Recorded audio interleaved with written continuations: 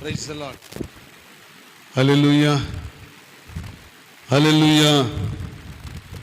దేవునికి మహిమ కలుగును గాక. హల్లెలూయా. చెబుదాం బిడ్డలారా, హల్లెలూయా, హల్లెలూయా. ఈ పగటి వేళ ఉపవాస కూడిక మొదటి దినం. ఈ ప్రారంభానికి కూడి వచ్చిన మీకు అందరికీ ప్రభు పేరిట వందనాలు, స్తోత్రం. దేవాతి దేవుడు ఈ దినం మనతో మాట్లాడబోతూ ఉన్న ప్రతి మాట కొరకై ప్రభు వారిని స్తుతిస్తూ ఉన్నాను. పరిశుద్ధ గ్రంథములో నుండి నాటి వాక్య భాగములో సామెతల గ్రంథము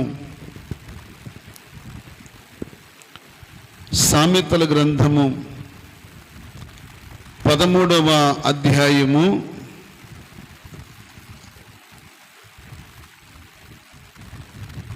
15వ వచనం. 13వ అధ్యాయం 15వ వచనం. సుబుద్ధి దయను సంపాదించును, విశ్వాసఘాతకుల మార్గము కష్టము, వివేకులందరూ తెలివి కలిగి పని జరుపుకొందురు, బుద్ధిహీనుడు మూర్ఖతను వెల్లడిపరచును. ప్రభు బిడ్డలారా, దేవుని వాక్యం మనతో ఏదైనా మాట్లాడబోతున్న అద్భుతం ఏంటంటే, చెప్పండి, ఏ బుద్ధి? సుబుద్ధి. సుబుద్ధి ఏమి సంపాదిస్తుంది? దయను సంపాదిస్తుంది. సో ఈ సుబుద్ధి అనేది చాలా మంచి బుద్ధి. ఈ సుబుద్ధి కలిగి జీవించిన వారి జీవితంలో దయను సంపాదించుకుంటారు, మేలు సంపాదించుకుంటారు, గొప్ప గొప్ప ప్రమోషన్లు సంపాదించుకుంటారు. ఇంకా ఎన్నైనా తన జీవితంలో హెచ్చించబడటానికి సుబుద్ధి అనేది చాలా ఉపయోగపడుతుంది వాళ్ళకి. మీకు మాట చెప్తాను. గ్రంథములో సమూయేలు మొదటి గ్రంథములో ఒక మాట మీకు జ్ఞాపకం చేస్తాను. సమూయేలు మొదటి గ్రంథము 18వ అధ్యాయం 5వ వచనాన్ని మనం చూస్తే, దావీదు సౌలు తనను పంపిన చోట్లకల్లను పోయి సుబుద్ధి కలిగి పని చేసుకుని వచ్చెను గనుక సౌలు యోధుల మీద అతనిని నియమించెను. జనులందరి దృష్టికి, సౌలు సేవకుల దృష్టికి దావీదు అనుకూలుడై ఉండెను. దేవునికి స్తోత్రం. దావీదు ఎటువంటి వ్యక్తి అంటే సుబుద్ధి కలిగిన వ్యక్తి.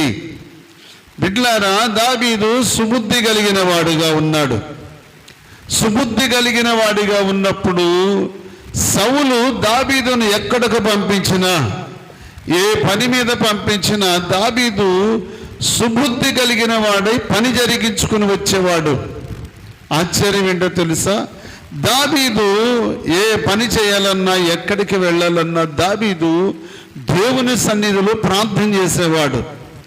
దావీదు దేవుని సన్నిధిలో విచారణ చేసేవాడు.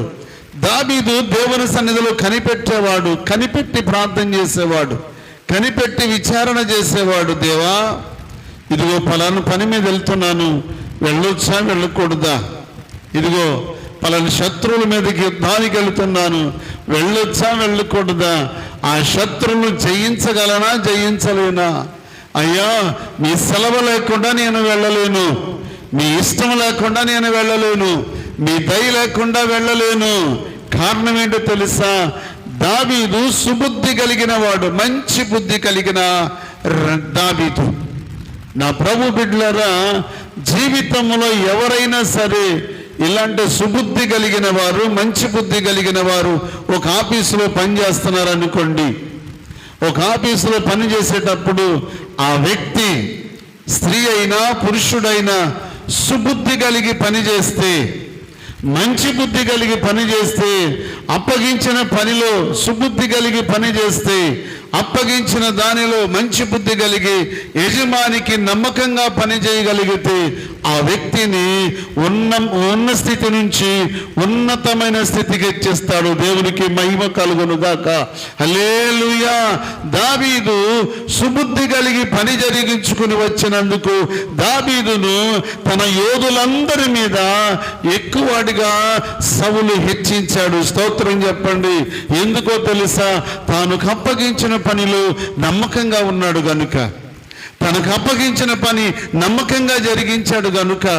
ఈ దినాల్లో చాలా మంది ఉన్న స్థితిలోంచి ఉన్నతమైన స్థితిలోనికి వెళ్ళలేరు. చాలా మందిని మనం చూస్తుంటాం. ఒక కానిస్టేబుల్ ఉన్నాడు అనుకోండి, తన జీవితం అంతా తుపాకు పట్టుకునే ఉంటాడు. రిటైర్డ్ అయ్యేంత వరకు ఆ తుపాకు అలాగే చేతిలో ఉంటుంది. ఏనాడు ఆ తుపాకు పేల్చే అర్హత రాదు, ఆ తుపాకు పేల్చే అధికారం రాదు. ఎందుకంటే అతని జీవితం అలాగే ఉంటుంది. బిడ్డలారా, ఒక వ్యక్తి ఉన్న స్థితి నుంచి ఉన్నతమైన స్థితికి వెళ్ళాలంటే, తన స్థితిలో ఉన్న స్థితిని ఉన్నతమైన స్థితికి వెళ్ళాలంటే అతడు సుబుద్ధి కలిగి పని చేయాలి, నమ్మకస్తుడై పని చేయాలి, అప్పగించిన పనిలో నమ్మకంగా ఉండాలి, ఇచ్చిన ఉద్యోగంలో నమ్మకంగా ఉండాలి, యథార్థంగా ఉండాలి, అప్పగించిన చక్కగా పని జరిగించుకుని రావాలి. మోసగాడుగాను, ధనాపేక్షగాను, రకరకాల దుర్బుద్ధులు పుట్టకూడదు. ఏ ఉద్యోగస్తుడైనా సరే. ఈరోజు ఎంతోమంది పెద్ద పెద్ద ఉద్యోగస్తులు పట్టుబడుతున్నారు. లంచాలకు అలవాటు పడి పట్టుబడుతున్నారు. బిడ్డలారా, పట్టుబడుతున్నారు. ఏసీ వారి చేతిలో దొరుకుతున్నారు. వాళ్ళు తనకిచ్చిన ఉద్యోగం ఏంటి? తను ఏ స్థితిలో వచ్చాడు ఉద్యోగానికి, ఏ స్థితిలో ఉన్నాడు, ఆ స్థితిలోనే నమ్మకంగా ఉద్యోగం చేస్తున్నాడు అనుకోండి. యజమాని చూసి అతని నమ్మకత్వాన్ని, అతని సుబుద్ధిని, అతని మంచి బుద్ధిని చూసి అతను ఉన్న స్థితి నుంచి ఉన్నతమైన స్థితికి ఇచ్చేస్తాడు. దేవునికి స్తోత్రం. ప్రమోషన్ ఇస్తారు. నమ్మకంగా చేయండి అంతే. ఎలిమెంటరీ స్కూల్లో నమ్మకంగా ఉన్న టీచరు నమ్మకంగా ఉండి, అప్పగించిన దాంట్లో నమ్మకంగా ఉండి, అతడు స్కూల్లో మంచిగా పిల్లలకి చక్కగా చెప్పగలిగిన వాడు, మంచి జీవితాన్ని జీవించిన వ్యక్తి, అతడు చెప్పే పిల్లలు ప్రయోజకులు అవుతూ ఉంటే ఆటోమేటిక్గా ఎలిమెంటరీ స్కూల్ నుంచి ఆ టీచర్ని హై స్కూల్కి ప్రమోషన్ చేస్తారండి. అతని విధేయత, అతని నమ్మకత్వం, అతను మంచి బుద్ధి కలిగిన వాడై, మంచి ఉపాధ్యాయుడై. మనకు తెలిసిన వారు చాలా మంది ఉన్నారు టీచర్స్. ఎలిమెంటరీ స్కూల్లో జాయిన్ అయ్యి ఈ రోజున హై స్కూల్లో ప్రమోషన్ మీద వెళ్ళి ఉద్యోగం చేస్తున్నారండి. మనకు తెలిసిన వాళ్ళే, మన గ్రామంలో ఉన్న వాళ్ళే. కారణం ఏంటో తెలుసా? వారి సుబుద్ధి, వారి మంచి బుద్ధి, వారి ఆలోచన, వారి నడవడిక, వారి విధానాన్ని. వారు స్కూల్లో ఉన్నప్పుడు ఆ పిల్లలు ఎంత ప్రయోజకులు అవుతున్నారో, పిల్లలు ఎంతమంది పాస్ అవుతున్నారో, ఎంతమంది చక్కగా చదువుకుంటున్నారు, ఇవన్నీ కూడా గవర్నమెంట్ చూస్తుంది. ఇట్లారా నీ జీవితంలో, నా జీవితంలో దేవుడు మనకు ఒక స్థితిని ఇవ్వాలంటే మనకు అప్పగించిన దానిలో నమ్మకంగా ఉండాలి. దావీదును మనం చూస్తే, దావీదు అప్పగించిన పనిలో నమ్మకంగా ఉన్నాడు. సౌలు దావీదుకు పని అప్పగించాడు, ఆ పని నమ్మకంగా చేసుకొచ్చాడు, సుబుద్ధి కలిగిన వాడై. అందుకే దావీదును సౌలు యోధులందరి మీద దావీదును హెచ్చించాడు. దావీదు జనులందరి దృష్టికి చెప్పండి, దయ పొందినవాడు, కృప పొందినవాడు. అంతే. ఆ జీవితంలో మనం చూడాలి, సుబుద్ధి కలిగి ఉండాలి, మంచి బుద్ధి కలిగి ఉండాలి. సంఘంలో మారు మనసు పొంది రక్షించబడిన బిడ్డలారా, నువ్వు రక్షించబడిన దినము నాటి నుంచి నేటి వరకు నువ్వు ఎలాగున్నావు, నన్ను చూస్తున్నాడు దేవుడు. పరిశీలిస్తున్నాడు దేవుడు, పరిశీలిస్తున్నాడు. నీ మాటను పరిశీలిస్తున్నాడు, నీ ప్రవర్తన పరిశీలిస్తున్నాడు, నీ ఉద్దేశాన్ని పరిశీలిస్తున్నాడు, నీ స్థితిని, నీ హృదయాన్ని పరిశీలిస్తున్నాడు దేవుడు. ఈ రోజున నువ్వు ఉన్నతమైన స్థితిలో ఉండలేకపోవడానికి గల కారణం, మంచి సాక్ష్యం కలిగి ఉండలేకపోవడానికి కారణం, సుబుద్ధి కలిగి ఉండవలసిన స్థితిని పోగొట్టుకుంటున్నావు. నా ప్రభు బిడ్డలారా, ఎప్పుడు కూడా దేవుని పిల్లలు, దేవుని కలిగి ఉన్న బిడ్డలు, ఆయన రక్తంలో కడగబడిన బిడ్డలు, ఆయన కొరకు సాక్షిగా బ్రతికే బిడ్డలు ఎక్కడ ఉన్నా మంచి బుద్ధి కలిగి బ్రతకాలి.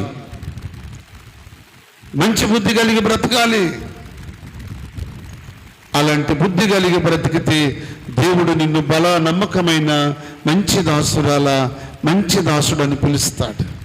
ఆ పిలుపు దేవుని చేత ఆ స్థితిని కలిగి ఉండాలి అంటే, దేవుని చేత ఆ పిలుపును పిలువబడి ఉండాలంటే నీ బుద్ధిని నువ్వు సరి చేసుకోవాలి. నీ చెడు బుద్ధిని తీసేసుకోవాలి. నీ స్వబుద్ధిని నువ్వు ఆధారం చేసుకోకూడదు. నీ ఇష్టానుసారంగా నువ్వు ఆలోచన చేయకూడదు. నీ ఇష్టం వచ్చిన బుద్ధి నీకు ఉండకూడదు. బిడ్లారా, జ్ఞాని అయిన సొలొమోను మహారాజు అంటారు, నీ స్వబుద్ధిని నీవు ఆధారం చేసుకోవద్దు. నీ ఇష్టం నీది కాదు. నువ్వు నెరవేర్చుకోవడానికి నువ్వు ఆయన సొత్తు అయిన బిడ్డవి. ఆయన నిన్ను కొనుక్కున్నాడు, నిన్ను సంపాదించుకున్నాడు, నన్ను సంపాదించుకున్నాడు. ఆయన మన బుద్ధి చూసేవాడు, మన ప్రవర్తన చూసేవాడు, మన పరిశీలించేవాడు బిడ్డలారా, పరిశీలించేవాడు. అవును, నువ్వు సత్క్రియ చేయబడి ఉన్నావా, సత్క్రియ లేకుండా బ్రతుకుతున్నావా? దేవుడు చూస్తున్నాడు, మర్చిపోకండి. దేవుడు అన్యాయస్తుడు కాదు. జ్ఞాపకం చేస్తాను మీకు ఒక మాట, లేఖనంలో నుంచి సామెతల గ్రంథం 19వ అధ్యాయము, సామెతల గ్రంథము 19వ అధ్యాయం 11వ వచనం.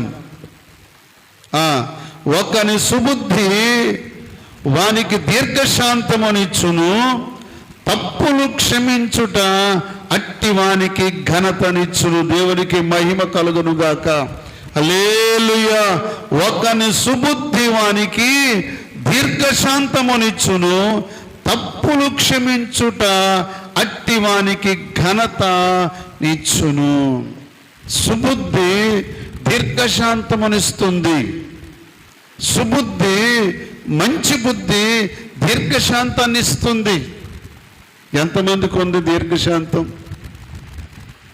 పేరైతే శాంతమే కానీ చెప్పండి, ఏముండదు? శాంతం ఉండదు. పేరు పవిత్రమే కానీ పవిత్రత ఉండదు. పేరు సమాధానమే కానీ సమాధానం ఉండదు. పేరు బాగానే ఉంటుంది. దైవజనుడా మా అమ్మాయికి మంచి పేరు పెట్టంటే ఆ తల్లిదండ్రులు తీసుకొచ్చి మందిరంలో అడిగితే ఈ బిడ్డకు సమాధానం అని పేరు పెట్టానంటాడు దైవజనుడు. నిజమే, సమాధానం అని పేరు పెడితే జీవితంలో సమాధానం ఎన్నడూ లేక అసమాధానంతో బ్రతుకుతున్నారు. సమాధానం లేదు వారి జీవితంలో, నెమ్మది లేదు వారి జీవితంలో. రకరకాల సమస్యలు, రకరకాల ఇరుకులు, ఇబ్బందులు, రకరకాల పరిస్థితుల్లో బ్రతుకుతున్నారు. నా ప్రభు బిడ్డలారా, దేవుడు మన జీవితాన్ని చూస్తూ ఉన్నాడు. దావీదును చూసిన దేవుడు నిన్ను నన్ను చూస్తున్నాడు. దావీదు సుబుద్ధి కలిగి పని జరిగించుకొచ్చాడు. నీవు నేను కూడా అప్పగించిన దానిలో నమ్మకంగా ఉంటే, అప్పగించిన పనిలో నమ్మకంగా ఉంటే, అప్పగించిన సంఘంలో నువ్వు నమ్మకంగా ఉంటే, అప్పగించిన సంఘానికి దైవజనుడుగా నేను నమ్మకంగా ఉంటే, ఆత్మ సంబంధమైన బిడ్డలుగా మీరు నమ్మకంగా ఉంటే, విశ్వాసములో స్థిరపడి ఉంటే, సుబుద్ధి కలిగి బ్రతుకుతా ఉంటే సుబుద్ధి దయనిస్తుంది, సుబుద్ధి దీర్ఘశాంతమనిస్తుంది, సుబుద్ధి నీవెక్కడికెళ్ళ నిన్ను కాపాడుతుంది, సుబుద్ధి నువ్వెక్కడ పని చేస్తే అక్కడ నిన్ను ఉన్న స్థితి నుంచి ఉన్నతమైన స్థితికి హెచ్చిస్తుంది. సుబుద్ధి కలిగి జీవించడానికి ఇష్టపడతావా? స్వబుద్ధిని ఆధారం చేసుకుని బ్రతుకుతావా? నీ స్వబుద్ధిని ఎన్నడూ ఆధారం చేసుకోవద్దు. స్వబుద్ధిని ఆధారం చేసుకున్నంత కాలము మోసంతో బ్రతుకుతావు, దగాతో బ్రతుకుతావు, అన్యాయంతో బ్రతుకుతావు, అక్రమాలతో బ్రతుకుతావు, లంచాలతో బ్రతుకుతావు. నీ స్వబుద్ధిని నువ్వు ఆధారం చేసుకున్నప్పుడు. నా ప్రభు బిడ్డలారా, ఎంతో మందిని పేపర్లో చూస్తూ ఉన్నాం ఈ దినాల్లో. ఉన్నతమైన ఉద్యోగం కలిగి, ఉన్నతమైన స్థితి కలిగి, లక్షల రూపాయలు జీతాలు కలిగి కూడాను స్వార్థానికి, అక్రమానికి, లంచానికి అలవాటు పడి కోట్లు సంపాదించుకుని దొరికి అవమానపరచబడి నిందల పాలై జైలు పాలై కుటుంబానికి నెమ్మది లేకుండా సమాధానం లేకుండా చేసేవాళ్ళు ఎంతో మంది ఉన్నారు బిడ్డలారా ఈ రోజున. కానీ దేవుడు చూస్తున్నాడు అనే భయం కావాలి. నువ్వు ఆఫీసులో ఉండి పనిచేస్తున్నా, కంపెనీలో ఉండి పనిచేస్తున్నా, నువ్వెక్కడ ఉన్నా, సంఘములో ఉన్నా, సమాజంలో ఉన్నా, రైతువారి పనిలో ఉన్నా, రూతులాగా రైతువారి పనిలో ఉండి కూడాను తన సుబుద్ధిని కాపాడుకుంది, తన సుబుద్ధి కలిగి జీవించింది, మంచి ప్రవర్తన కలిగి ఉంది, సత్ప్రవర్తన కలిగి ఉంది. కుడి ఎడమల చూడకుండా యవనస్తులైన వారు ఎంతో మంది అక్కడ ఉన్నా కుడికైనా ఎడమకైనా చూడకుండా తన పని తాను చేసుకుంటూ వెళ్ళింది. అందుకే రూతు చెప్పండి ఏం కలిగి ఉంది? సత్ప్రవర్తన, మంచి ప్రవర్తన కలిగి ఉంది. ఈ రోజున అలాంటి ప్రవర్తన కలిగి, అలాంటి సుబుద్ధి కలిగి, మంచి బుద్ధి కలిగి నువ్వు పని చేస్తే నిన్నెవరేమంటారు? నువ్వు పని చేస్తే, అలాంటి పని చేసి ప్రభుత్వం చేత, దేవుని చేత, ప్రజల చేత నువ్వు ఘనపరచబడాలి. అలాంటి బుద్ధి కలిగి నువ్వు ఉంటే నువ్వే స్థితిలోనైనా ఉండొచ్చు, ఎవరివైనా కావచ్చు. నా దేవుని బిడ్డలారా, దేవుడు చూస్తున్నాడని భయం కలిగి నువ్వు పని చేయాలి. దేవుడు చూస్తున్నాడని నువ్వు భయపడిన వ్యక్తివైతే లంచాలకి చేతులు చాపో. దేవుడు చూస్తున్నాడు అనుకుంటే, దేవుడు చూస్తున్నాడనే భయము యోసేపుకు ఉంది కనుకే అంతఃపురములో నుండి యోసేపు పాపానికి దూరంగా పారిపోయాడు. స్తోత్రం చెప్పండి, హల్లెలూయా. నీ జీవితంలో నువ్వు సుబుద్ధి కలిగిన బిడ్డవైతే, సుబుద్ధి కలిగిన భార్య యెహోవా ఇచ్చు దానం. ఎంత మంచి మాట ఇది! సుబుద్ధి కలిగిన భార్య యెహోవా ఇచ్చు దానం. అటువంటి దానం కలిగిన బిడ్డగా నువ్వు ఉండాలని ప్రభు మధ్యాహ్న కాలమందు ఆశపడుతున్నాడు. అలాంటి సుబుద్ధి కలిగి నువ్వు బ్రతకడానికి ఇష్టపడతావా? అలాంటి మంచి బుద్ధి కలిగి బ్రతకడానికి ఇష్టపడతావా? నీకు అప్పగించే దాంట్లో నమ్మకంగా ఉంటావా? దావీదుకు అప్పగించిన పనిలో నమ్మకంగా ఉన్నాడు. దావీదు వెళ్ళిన చోట్లల్లా సౌలు దావీదుని ఎక్కడికి పంపిస్తే అక్కడికి వెళ్ళి సుబుద్ధి కలిగి పని జరిగించుకొచ్చాడు. దేవునికి స్తోత్రం, హల్లెలూయా. నువ్వేం చేస్తున్నావు? గేహాజీ లాంటి జీవితం. గేహాజీ అంటాడు, నా యజమానికి ఈ మనసు లేదు. ఏ మనసు? లంచం తీసుకునే మనసు. నా యజమానికి ఈ అక్రమమైన సంపాదన తీసుకునే మనసు లేదు. నా ప్రభు బిడ్డలారా, ఎలీషా ప్రవక్త ఎంత యథార్థమైన వాడో, ఎలీషా ప్రవక్త ఎంత సుబుద్ధి కలిగిన వాడో, ఎలీషా ప్రవక్త 12 అరకలు విడిచిపెట్టి వచ్చిన వాడు, మంచి రైతు, బహు ఆస్తి కలిగిన వాడు, తల్లిదండ్రులను, తన ఊరును, తన ఆస్తిని, తన ఐశ్వర్యాన్ని విడిచిపెట్టి సుబుద్ధి కలిగి మంచి ప్రవక్తగా దేవుని సన్నిధిలో నమ్మకంగా ఉంటుంటే, నమ్మకమైన ప్రవక్త దగ్గర అపనమ్మకస్తుడైన దాసుడు ఉన్నాడు. వీడి బుద్ధి ఎటువంటిదంటే, వీడి బుద్ధి ఎప్పుడు కూడాను పరుగులెత్తే బుద్ధే. ఎక్కడే దొరుకుద్దా, ఎక్కడేమైనా దొరుకుతాయా, ఎవరెవరైనా తీసుకొచ్చి ఇస్తారా? నా దేవుని బిడ్డలారా, ఎలీషా ఎటువంటి మనసు కలిగిన వాడు? యజమానికి ఉన్న మనసు దాసుడికి ఉండాలి. యజమానికి ఉన్న మనసు దాసుడికి ఉండాలి. దేవుని మనసు కలిగిన వాడు ఎలీషా ప్రవక్త. స్తోత్రం చెప్పండి. ఎలీషా ప్రవక్త దేవుని మనసు కలిగిన వాడు, మంచి ప్రవర్తన కలిగిన వాడు, సుబుద్ధి కలిగిన వాడు. ఎలీషా ప్రవక్త మాట చెప్పాడంటే అది ఖచ్చితంగా నెరవేరుతుంది. అలాంటి పవర్ఫుల్ కలిగిన ప్రవక్త దగ్గరున్న దాసుడు ఎలా ఉండాలండి? ఎలా ఉండాలి? ప్రవక్త ప్రార్థనలో మోకరిస్తే వీడు రథం వెనక వాళ్ళు పరిగెత్తుతాడా? ఏం తెచ్చుకున్నావు?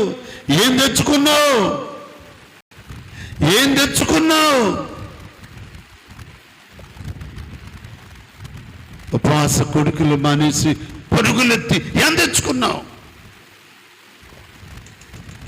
సంఘ స్థాపన కొరకు, సంఘ కట్టుబాటు కొరకు, సంఘములో దేవుడిచ్చిన నిబంధన కొరకు నువ్వు తల వంచుకుని ప్రభు కొరకు బ్రతికితే నీ స్థితిని మార్చగలిగిన వాడు ఆయన. దేవుని స్తోత్రం, హల్లెలూయా. నమ్మకమైన యజమాని దగ్గర అపనమ్మకస్తుడైన దాసుడు పనిచేస్తున్నాడు. వాడు బుద్ధి ఎప్పుడు బయటపడిందో తెలుసా? ఎప్పుడు చెప్పండి? ఎప్పుడు? సైన్యాధిపతి రథం వెనకమాల పరిగెత్తినప్పుడు ఆడి బుద్ధి బయటపడింది. చాలా మంది బుద్ధి అప్పుడప్పుడు బయటపడుతూ ఉంటుంది.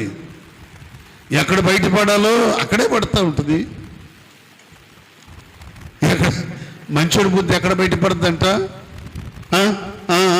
అక్కడే. కానీ ఈ బుద్ధి ఎక్కడ బయటపడింది? రథములో ఉన్న వెండి బంగారాలు, సినారు వస్త్రాలు అన్ని చూసి బుద్ధి వీడి కళ్ళకు అబ్బో. బిలాముకు కుడి కంట్లో బంగారం, ఎడం కంట్లో వెండి కనపడినట్లు ఈ గేహాజీకి రథములు ఉన్నాయి. ఆ రథములో ఉన్న సరుకు చూసి ఈడెప్పుడు దైవజనుడు మోకరిస్తాడా, ఎప్పుడు ప్రార్థన చేస్తాడా, ఎప్పుడు దైవజనుడు మా కళ్ళ మీద ఉంటాడా, ఇక మనం ఉరకాలి. రథం వెళ్ళిపోతుందేమో. వీడి మనసంతా ఈడిక్కడే ఉండగాని వీడి మనసు ఉరుకుతూనే ఉంది. నా ప్రభు బిడ్డలారా, నీ సుబుద్ధి దయను సంపాదిస్తుంది. నీ సుబుద్ధి ఏం చేస్తుంది? నీ ఉన్న స్థితి నుంచి ఉన్నతమైన స్థితికి హెచ్చిస్తుంది. దేవునికి మహిమ కలుగును గాక. ఒక వ్యక్తి మంచి ప్రమోషన్ కావాలంటే, ఒక వ్యక్తి తన స్థితి నుంచి మంచి ప్రమోషన్లోనికి వెళ్ళాలంటే అతని యొక్క ప్రవర్తన చూస్తుంది, అతని యొక్క సుబుద్ధిని చూస్తారు. ఈ మధ్యాహ్న కాలమందు నిన్ను నన్ను చూస్తున్న దేవుడు, నిన్ను నన్ను పరిశీలిస్తున్న దేవుడు, నిన్ను నన్ను పరీక్షిస్తున్న దేవుడు నీ బుద్ధిని, నా బుద్ధిని ఆయన చూస్తున్నాడు.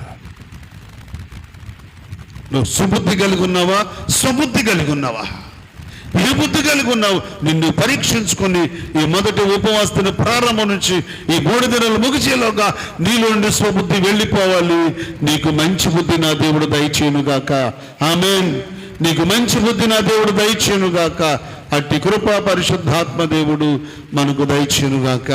ఆమేన్, ఆమేన్. ప్రార్థన చేసుకుందాం. అలా ఉంచు.